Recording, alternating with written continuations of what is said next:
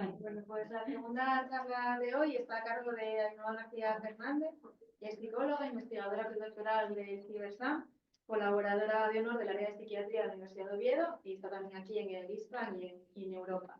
Y nos va a hablar de comportamientos autolíticos. Vale, muchas gracias. En primer lugar, quería agradecer a ISPA darle la oportunidad de presentar aquí mi trabajo sobre comportamientos autolíticos, biomarcadores e historia de trauma infantil. Bien, como comentó Patricia previamente, una historia de tentativas suicidas siempre es el mejor predictor de futuros suicidios, así como suicidio consumado. Se estima que alrededor del 60% de los suicidios están ligados con la depresión. Esto subyace la urgente necesidad de identificar aquellos factores biológicos, clínicos y ambientales asociados a la conducta suicida, así como la interacción entre ambos. En este contexto, diferentes autores han propuesto modelos explicativos de la conducta suicida. Entre ellos, cabe destacar a Mann, que propuso su modelo de diatesis-estrés, según el cual la conducta suicida está influida por la interacción entre factores de estrés agudo, como puede ser la psicopatología o el consumo de alcohol y drogas, y factores de diatesis, como puede ser la genética o las experiencias vitales adversas. En este sentido, los correlatos biológicos de los factores distales podrían contribuir y ser posibles biomarcadores de la susceptibilidad individual a la conducta suicida. Más allá de la genética, es importante considerar que las experiencias traumáticas constituyen un factor de riesgo clave para la conducta suicida, ya que aumentan la probabilidad tanto de desarrollar trastornos mentales como futuras tentativas suicidas. En este sentido, el trauma infantil no solo afecta sobre el riesgo de suicidio, sino que también puede afectar a la disregulación del sistema inmune y, de hecho, la disregulación del sistema inmune se ha propuesto como posible mecanismo subyacente entre el trauma infantil y el riesgo del suicidio. En este sentido, numerosos estudios han puesto de relieve que la disfunción del sistema inmune aparece comúnmente en personas con historia de depresión y también de tentativas suicidas. Como comentó Patricia previamente, se han propuesto varios biomarcadores para explicar estas relaciones entre la conducta suicida y la depresión. Sin embargo, los resultados no son del todo concluyentes. Sí que es cierto que parece ser que la mayoría de los autores coinciden en señalar alteraciones en la interleuquina 6 y la proteína C reactiva. No obstante, los hallazgos no son del todo claros. Por ese motivo, investigaciones más recientes han puesto de manifiesto que se han visto alteraciones en marcadores de estrés microoxidativo y factores de crecimiento como posibles responsables de alteraciones vinculadas a la conducta suicida y a la ideación suicida. En este sentido, cabe destacar un estudio publicado recientemente que pone de manifiesto la importancia de estos biomarcadores plasmáticos, en concreto las trosfosfondinas y los factores de crecimiento relacionados con las plaquetas, con la conducta suicida. Sin embargo, hasta donde sabemos, ningún estudio previo ha examinado la interacción entre estos novedosos marcadores y la conducta suicida en relación con experiencias de trauma infantil. Por lo tanto, los objetivos de nuestro trabajo han sido, por una parte, investigar la asociación entre estos biomarcadores plaquetarios y los intentos de suicidio a lo largo de la vida en las personas con depresión, y además determinar si estos marcadores biológicos y el trauma infantil se asocian conjuntamente con una mayor probabilidad de conductas suicidas. Para ello, se realizó un estudio naturalístico transversal en el cual participaron 328 pacientes con diagnóstico de trastorno depresivo mayor, de los cuales 166 habían tenido intento de suicidio a lo largo de su vida, mientras que 162 no lo habían cometido. Bueno, destacar que este estudio se llevó a cabo durante mi estancia de investigación predoctoral en Montpellier con Philippe Cortet y su equipo. Entre los criterios de inclusión de los participantes, bueno, estos que aparecen aquí, principalmente diagnóstico depresivo mayor y haber cumplimentado trauma infantil, y entre criterios de exclusión los que aparecen.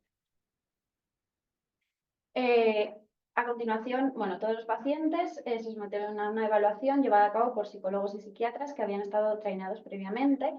La evaluación psicométrica consistió en un cuestionario ad hoc para la recogida de información sociodemográfica y clínica, el tratamiento farmacológico, así como la conducta y la ideación suicida de los pacientes. Además, una entrevista estructurada para evaluar el diagnóstico clínico, haber cumplimentado el cuestionario de trauma infantil, y además los síntomas depresivos y la escala visual analógica. Estas tres últimas escalas son cuestionarios autorreportados por los propios pacientes. Además, a todos ellos se les hacía una extracción sanguínea y a raíz de la cual se examinaron estos marcadores. La proteína C reactiva, la serotonina, los factores de crecimiento relacionados con las, las trospondilinas y el MCP1.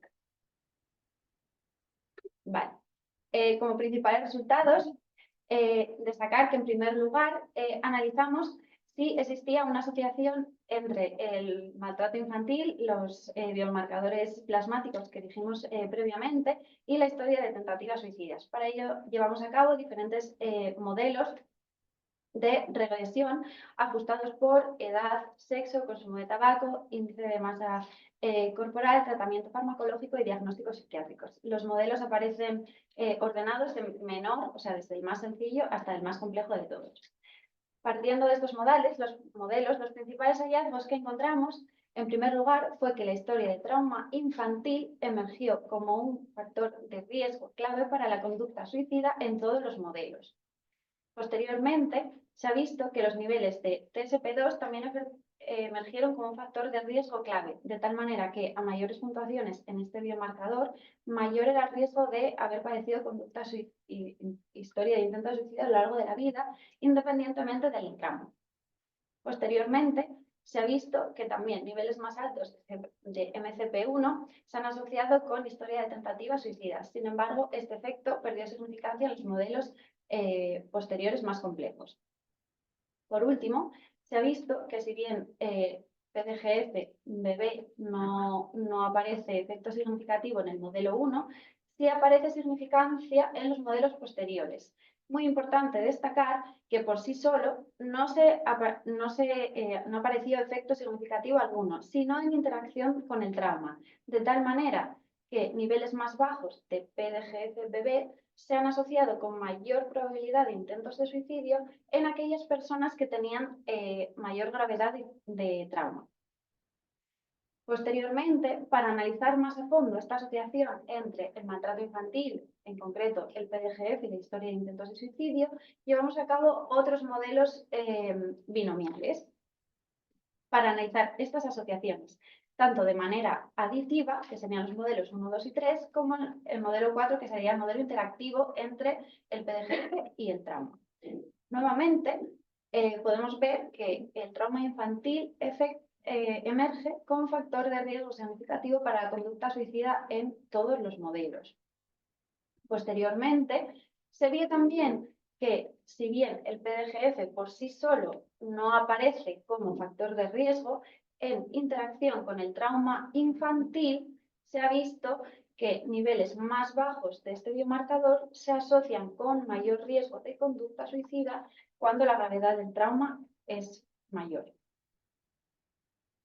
A continuación, aquí podemos ver representados gráficamente los principales hallazgos de los biomarcadores TSP2 y PDGF-BB.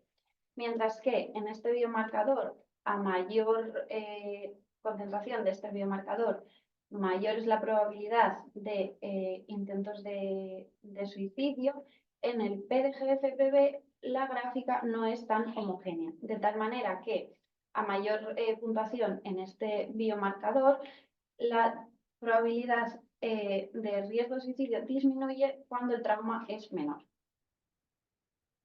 Finalmente, llevamos a cabo análisis estratificados en función del maltrato infantil en personas que tenían al menos algún tipo de trauma autorreportado y en personas que no tenían ninguna experiencia de trauma infantil. En este caso, en la tabla de arriba no ha emergido ninguna variable significativa, ningún marcador a resultado significativo. Sin embargo, en los pacientes que no tenían historia de trauma, nuevamente podemos ver que en el modelo 2 los valores de PDGF emergieron con su efecto protector sobre la probabilidad de tener intentos de suicidio. No obstante, en el modelo 3 no apareció, lo cual puede sugerir que en modelos ajustados más complejos la interferencia de otros factores pueda tener un efecto más relevante. Nuevamente también las puntuaciones del TSP2 aparecieron como factores de riesgo, de tal manera que puntuaciones más altas en este biomarcador se asociaron con mayor probabilidad de intentos de suicidio, especialmente en los modelos 2 y 3 más ajustados.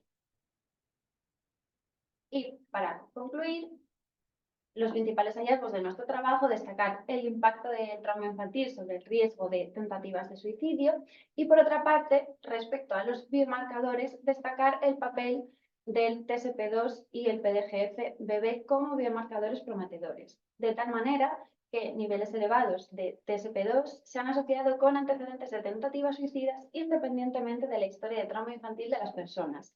Y respecto al PDGF-BB, se ha visto que por sí solo no se relacionó con estos antecedentes de historia de suicidio, sino que su interacción con él, sino por medio de su interacción con el trauma infantil, a través del cual mostró un efecto protector, lo cual podría sugerir que el PDGF quizás mitigue el impacto negativo de las experiencias traumáticas sobre el riesgo de suicidio. Y hasta aquí. Muchas gracias.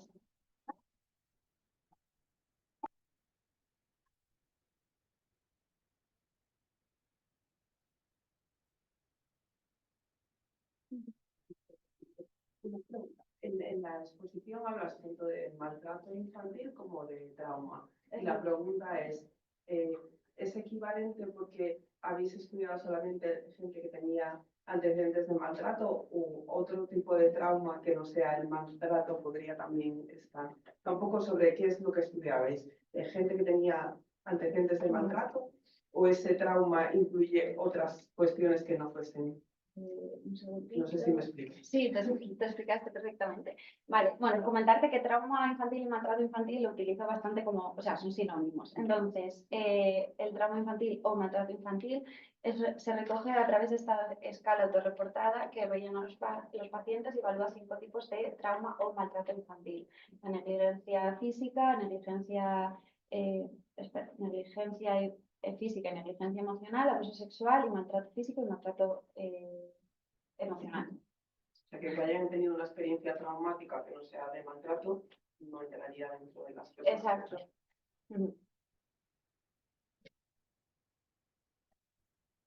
¿Tienes en cuenta cualquier tipo de trauma? O sea, eso acabas de mencionar Esto, como positivo sería, ¿no? Sí, la escala son 28 ítems y 25 de estos ítems están destinados a evaluar estos 5 tipos de traumas.